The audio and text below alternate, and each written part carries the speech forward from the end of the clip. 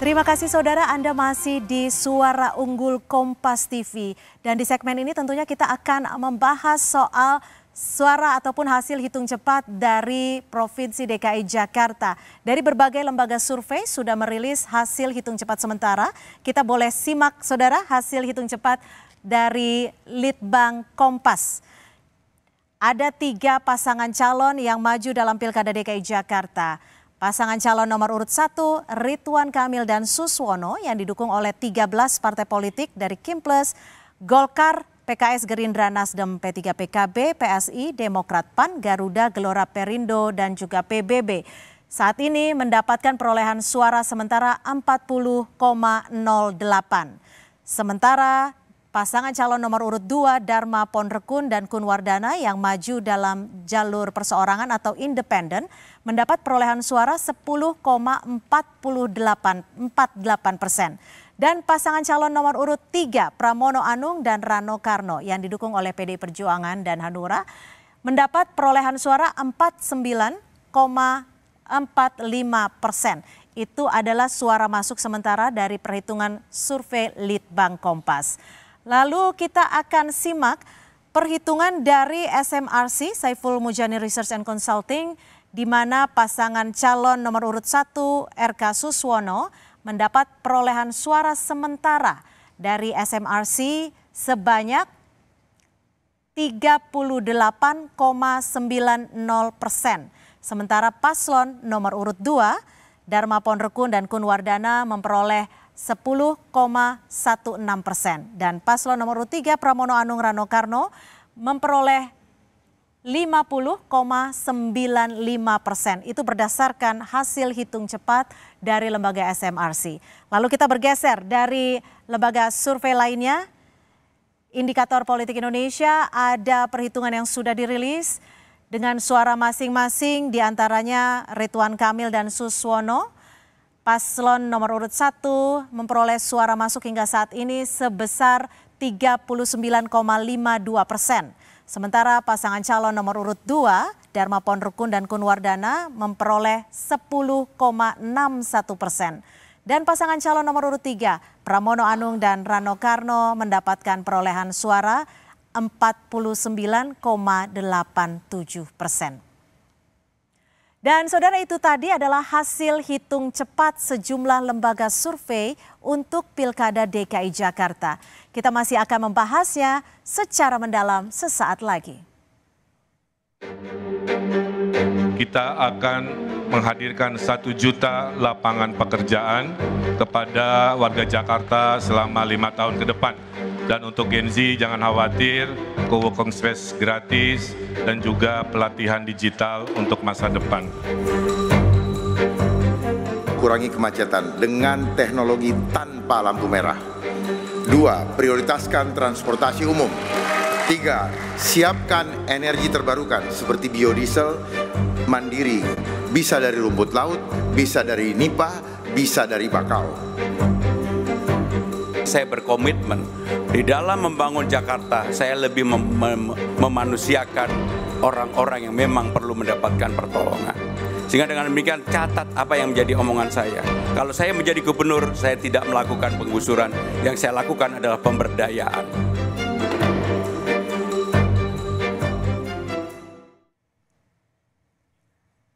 Saudara, hasil hitung cepat SMRC, pasangan Pramono Rano unggul atas pasangan Ridwan Kamil Suswono dan juga pasangan Dharma Kun. Faktor apa yang membuat pasangan yang diusung PDIP ini unggul di hitung cepat Pilkada Jakarta? Kita akan membahasnya bersama dengan peneliti dari SMRC, Mas Saidiman Ahmad. Selamat malam, terima kasih sudah bersama kami di Suara Unggul Kompas TV. Ini saat ini suaranya unggul di pasangan calon nomor urut 3. Yep. Apa yang menurut Anda dari lembaga survei Anda membuat paslon ini unggul sementara? Saya kira ada banyak faktor ya. Salah satu yang penting adalah mungkin faktor sosiologis. Kenapa faktor sosiologis ini penting menurut kami adalah karena di Jakarta ini tidak ada incumbent. Jadi publik perlu mencari alasan untuk kemudian mendukung. Dan salah satu faktor yang biasa dikemukakan oleh para political scientist adalah faktor sosiologis, terutama kalau tidak ada incumbent. Kita melihat di Jakarta misalnya komposisi penduduk, demografi misalnya, ada 3 etnisitas paling terbesar di Jakarta, Jawa, Betawi, dan Sunda. Ya. Dan 2 yang teratas ini saya kira lebih banyak direpresentasikan oleh pasangan Pramono Dul, dan terutama pada etnis Betawi. Bang Dul ini benar-benar mampu merepresentasikan etnisitas ini, sehingga kita lihat terjadi perubahan misalnya komposisi di Jakarta, wilayah-wilayah yang sebelumnya mungkin bukan basisnya PDI Perjuangan itu kemudian juga berhasil diraih oleh pasangan ini. Kemudian faktor kedua saya kira juga ada faktor endorsement dari tokoh, terutama tokoh yang paling populer di Jakarta yaitu Anies Baswedan. Kita tahu bahwa di awal pilkada itu ada semacam kekecewaan dari publik, sebagian publik Jakarta, terutama para pendukung Anies Baswedan yang jumlahnya sangat banyak karena jagoannya ini tidak maju gitu, tidak diusung. Mereka ingin Anies Baswedan menjadi gubernur Jakarta kembali, tetapi tidak ada partai yang sekedar memberi mereka kesempatan untuk mencoblos tokohnya, sehingga itu muncul kekecewaan. Lalu ketika Anies Baswedan kemudian mengarahkan dukungan pada nomor 3 itu kemudian berhasil menarik. Dan yang penting dari Anies Baswedan bahwa selama ini Anies Baswedan, para pendukung Anies Baswedan sebenarnya sangat beririsan dengan sejumlah partai yang sekarang mendukung Ridho. Pertama adalah Partai Keadilan Sejahtera, kemudian Nasdem dan PKB gitu ya. Dan kita tahu bahwa di Indonesia bukan hanya Jakarta, itu ikatan publik dengan partai itu relatif longgar gitu ya. Party ID kita sangat rendah. Yang paling utama adalah tokoh. Sehingga ketika tokoh seperti Anies Baswedan itu menentukan pilihan, ini bisa menggerus suara partai. Walaupun partai elit partainya mendukung Ridho, tetapi itu berhasil diambil oleh sebagiannya oleh Pramono Anung yang didukung Anies. Salah satunya misalnya PKS, kita lihat di dalam survei, bahkan di dalam exit poll yang kami lakukan pagi ini, suara PKS yang biasanya solid ini adalah partai kader, tapi di Jakarta terpecah gitu ya, sebagian ke Ridho, sebagian lagi diambil. Prosentasenya terhitung tidak? Presentasinya ya 50-50 lah, itu yang terjadi. Nah, ketika ini terpecah, sementara basis pendukung dari partai-partai, katakanlah kelompok kebangsaan di Jakarta yang juga cukup besar, jangan lupa bahwa PDI Perjuangan juga relatif kuat di Jakarta sebelumnya itu pemenang pemilu, jadi itu solid.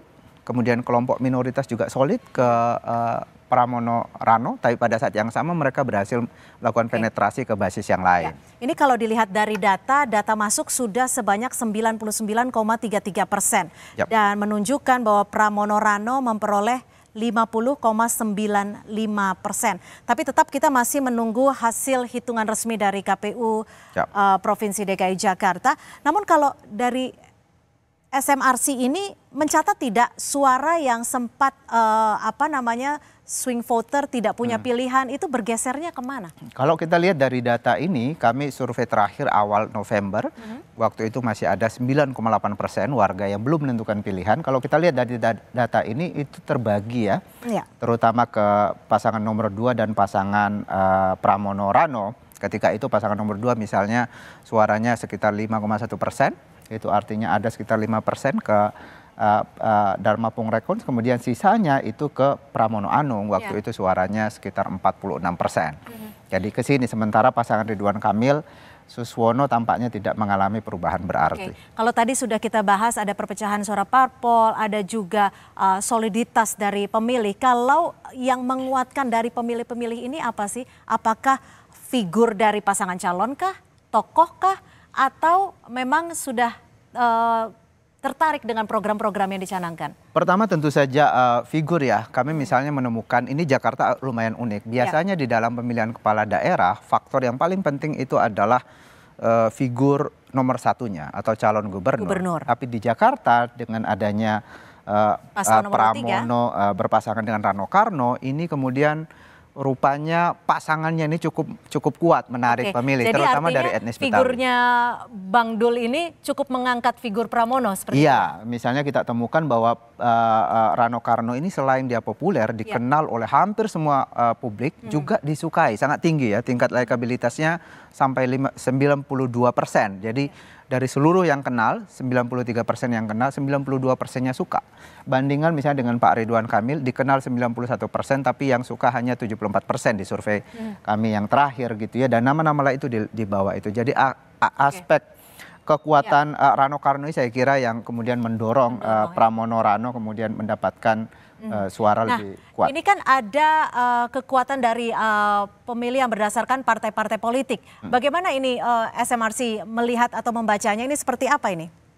Ya, kita lihat di sini kalau kita jumlahkanlah secara keseluruhan ya kekuatan partai-partai pendukung Ridwan Kamil Suswono di Jakarta itu kan kalau tidak salah sekitar 86% ya, melawan sekitar 14-15% kekuatan Pramono Anung. Dari situ saja kelihatan bahwa Pramono Anung berhasil mengambil ya sebagian suara dalam jumlah yang cukup signifikan dari partai-partai pendukung Ridwan Kamil. Dan kalau kita lihat di sini misalnya PKB yang secara resmi mendukung Ridwan Kamil itu sebagian besarnya berhasil ditarik. Ya. Bahkan sampai 57% ya. 57%. Golkar misalnya juga itu berimbang gitu ya, ditarik juga.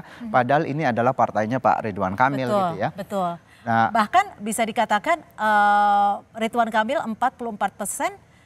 Pramono Rano 45% untuk Partai Golkarnya ya. Ini terbagi gitu ya. Partai Nasdem misalnya, bahkan Partai Demokrat. Sementara pada saat yang sama pendukung utama pasangan ini sangat solid ya, 68% PDI Perjuangan gitu. Jadi itu yang terjadi di Jakarta. Menurut saya ini menunjukkan sekali lagi fakta bahwa di Jakarta dan saya kira di Indonesia faktor partai itu tidak begitu penting ya, karena party ID itu sangat rendah gitu. Ketika kita berbicara soal kepala daerah artinya ya. Betul, bahkan juga presiden ya. Kita menghadapi beberapa kali fenomena di mana partai-partai yang berkumpul lebih banyak mendukung satu figur itu bisa dikalahkan atau setidaknya kompetitif dengan calon yang didukung oleh sedikit partai. Kalau dilihat dari faktor geografis historikalnya bagaimana nih Mas Zaid? Karena kan kita tahu kalau RK itu kan berasal dari Jawa Barat, itu akan mempengaruhi tidak? Ya, itu salah satu yang mempengaruhi. Misalnya kalau kita lihat dari aspek etnisitas, ada sangat kuat dukungan dari etnis Betawi misalnya pada Pramono Rano, sementara Pak Ridwan Kamil ya cukup populer di pemilih yang Sunda gitu ya. Sebenarnya pertarungannya di pemilih Jawa, tetapi pemilih Jawa ini secara tradisional itu cukup dekat dengan Partai Merah, Partai PDI Perjuangan di wilayah-wilayah yang etnisitasnya Jawa banyak gitu ya. Di situ pula PDI Perjuangan biasanya unggul. Oke, kalau kita bandingkan dengan pemilihan Pilpres ini SMRC juga mencatatnya sepertinya ya. Oke, kita coba lihat. Ini exit poll Pilkada 2024 Pilkada Jakarta, pemilihan di Pilpres kan kalau dibanding-bandingkan kan bisa dikatakan seperti ini data yang diperoleh SMRC ya. Ya, ini juga menarik ya. Jangan lupa bahwa di Jakarta ini kan sebenarnya suara Pak Prabowo dengan Anies Muhaimin ketika itu sama-sama 41%, seimbang sebenarnya.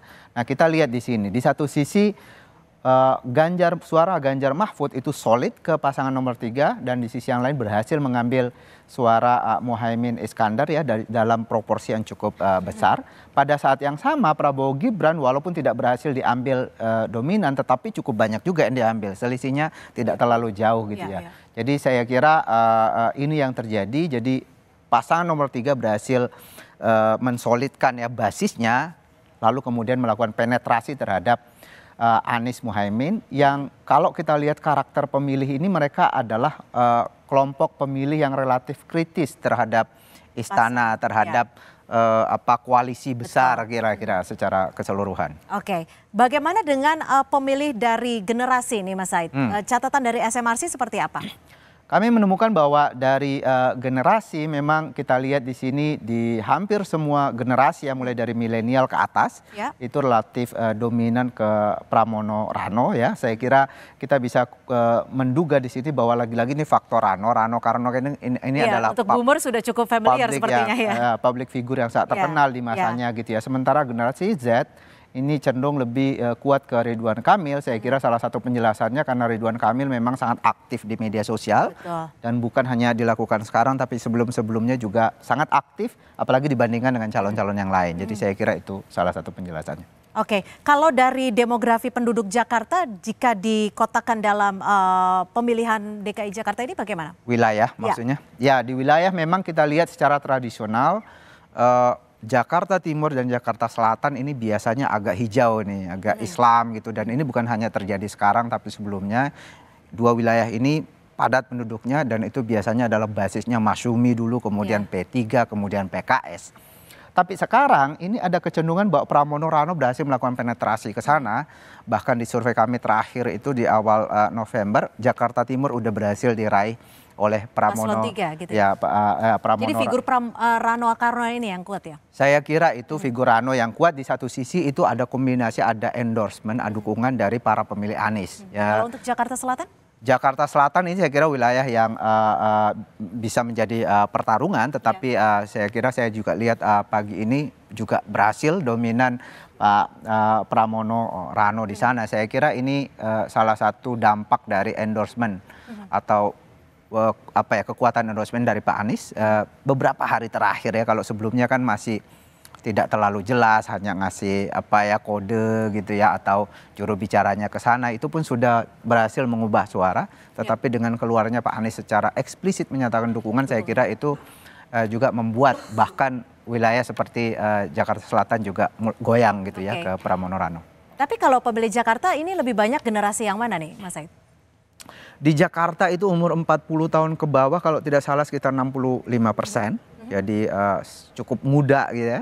Pada saat yang sama dari sisi pendidikan SLTA ke atas itu sekitar 68%. Jadi figur semacam ini kombinasi antara yang terdidik dan yang muda ini sebenarnya kita coba sangat lihat nih latar teknologi. belakang kalau dilihat dari pendidikannya. Ada datanya dari SMRC. Nah, bagaimana ini membacanya nih? Dari RK cukup tinggi ya? Ya, kita melihat di sini bahwa di hampir semua jenjang ya cukup kuat, tetapi yang terkuat adalah mereka yang berpendidikan SD ke bawah. Saya kira ini juga menggambarkan tadi ya bahwa semakin senior gitu, semakin ke Rano Karno, dan juga ada salah satu etnis terbesar Betawi misalnya, mungkin diwakili oleh mereka yang berpendidikan SD ke bawah itu relatif di situ posisinya. Sehingga ini konsisten ya dengan data-data demografi yang lain. Kalau dilihat dari skala ataupun level dengan pendidikan yang cukup tinggi, SMRC membaca datanya seperti apa nih? Banyak ke mana? Pilihan Ridwan Kamil kah atau Pramono Anung? Kalau kita lihat di sini angkanya ke Pramono Anung juga. Kita lihat di sini, jadi semua jenjang pendidikan ini dikuasai oleh Pramono Anung, tetapi kita lihat memang di pendidikan SD ke bawah itu relatif lebih besar. Lebih lebar gapnya dibanding yang lain. Sementara yang lain ini ya ada pertarungan sengit lah sebenarnya di SLTA, di perguruan tinggi gitu. Tapi SMRC mencatatnya bagaimana sih Mas Said? Apakah memang figurnya yang dilihat atau termasuk tawaran-tawaran program visi misinya untuk Jakarta ke depan? Sekali lagi itu ada banyak faktor di sana. Saya kira juga tawaran program juga memainkan peranan. Kita tahu bahwa lagi-lagi warga Jakarta ini sangat kritis. Baik Ridwan Kamil maupun Pramono itu sama-sama menawarkan program yang cukup baik sebenarnya kalau bisa diterapkan. Beda antara keduanya saya melihat itu Ridwan Kamil lebih idealis tawaran programnya. Misalnya katakanlah yang paling terkenal itu adalah membangun warga Jakarta tinggal di situ, kemudian nge-mall di situ, berkantor juga di situ untuk mengurangi kemacetan gitu ya. Itu program yang sangat ideal gitu. Tetapi apakah itu mungkin dilakukan? Apalagi apakah itu mungkin dilakukan dalam 5 tahun, realistis atau tidak, itu yang membedakan. Sementara misalnya Pramono Anung dan Rano Karno menawarkan solusi untuk kemacetan itu dengan mengatakan ya rendah hati, mengatakan bahwa persoalan ini tidak bisa diselesaikan hanya oleh pemerintah provinsi, kita harus melakukan kolaborasi dengan pemerintah di sekitar Jakarta juga. Karena itu program seperti Trans Jakarta kita perlu perluas, Trans Jabodetabek, sampai Cianjur dan seterusnya, itu kan lebih realistis gitu. Mungkin tidak ideal, tetapi itu mungkin dilakukan. Jadi lebih masuk akal. Ya, di tengah masyarakat yang kritis, janji gratis ini gratis itu mungkin itu tidak cukup. Tapi apakah itu mungkin dilakukan atau tidak? Karena masyarakatnya dan warganya juga sudah berpikir lebih kritis seperti itu. Nah, Mas Said, kalau dilihat dari pemilih di DKI Jakarta, dari level-level pendidikannya, mana sih yang lebih mendominasi? Lulusan perguruan tinggi kah, SLTA, atau lulusan SLTP atau SD? Lulusan SLTA ke atas itu mendominasi. Iya, 68%. Jadi cukup besar sebenarnya wilayah ini. Sehingga ya perlu memenangkan mereka secara signifikan sebetulnya untuk kemudian memastikan kemenangan. Sebenarnya kan kalau kita bicara soal DKI Jakarta itu begitu banyak cerita sebenarnya saat maju di Pilkada DKI Jakarta. Ada tidak data dari SMRC yang mencatat bahwa mereka yang tadinya belum tahu pilihan, akhirnya bergeser ke pilihan mana? Kalau kita lihat tadi itu untuk beberapa minggu terakhir, setidaknya 3 minggu terakhir itu saya melihat ada pergeseran antara mereka yang belum menentukan pilihan kepada 2 pasangan, Dharma Pongrekun dan Pramono Rano. Ternyata ya, sebelumnya kita tidak tahu 9,8% ini pendukung siapa sebenarnya, tetapi data hasil ini kemudian menunjukkan kepada kita bahwa ini terdistribusi ke 2 pasangan ini. Bahkan Ridwan Kamil sedikit ditarik gitu ya, walaupun tidak signifikan. Dari 39,1 menjadi 38. Ini data masuk di SMRC sudah 100% artinya ya. Sampai saat ini sudah 100% dengan perolehan pasangan calon nomor urut 1 RK Suswono 38,80%. Dan paslon nomor urut 2 10,17%, paslon nomor urut 3 Pramono Rano 51,03. Mas Said, ini margin of error dari SMRC berapa sih Mas? Plus minusnya? Untuk data yang 100% ini margin of error kami 1,1,2%. 1,12%. Bagaimana tuh secara awam membacanya? Artinya bisa 52, sekian persen? Ya, bisa ke atas. Atau 50, atau masih di bawah, sedikit di bawah 50% ini. Misalnya kalau kita kurang ya. Masih bisa di bawah 50%? Masih 49,9%. Jadi margin errornya 1,12% ya? 1,2. Oke, jadi kemungkinan masih banyak nih ya? Tidak banyak sebenarnya, tapi sedikit lagi, tipis sekali. Gimana tapi sih walaupun demikian ini kita bahas untuk masyarakat awam seperti itu ya. Betul. Karena kan ini suara masuk sudah 100% untuk SMRC. Apa yang bisa dijelaskan ke pemirsa dan juga pemirsa Kompas TV untuk hasil ini? Oke, jadi quick count ini bukan pendataan seluruh hasil, tetapi ini kita menggunakan sampel, karena itu penggunaan sampel itu selalu ada kemungkinan errornya ya, plus minus. Jadi plus minus kesalahan ini untuk data SMRC ini 1,12%, 1,12%. Karena itu kalau datanya 51, katakanlah kalau tidak pakai koma ya, 51%, kita bisa menghitung secara positif. Itu artinya aktualnya bisa 52,12%. 52,12%. Atau kalau kita pakai, kalau plus 1 ya. Atau kalau kita pakai ini berarti 52,9%.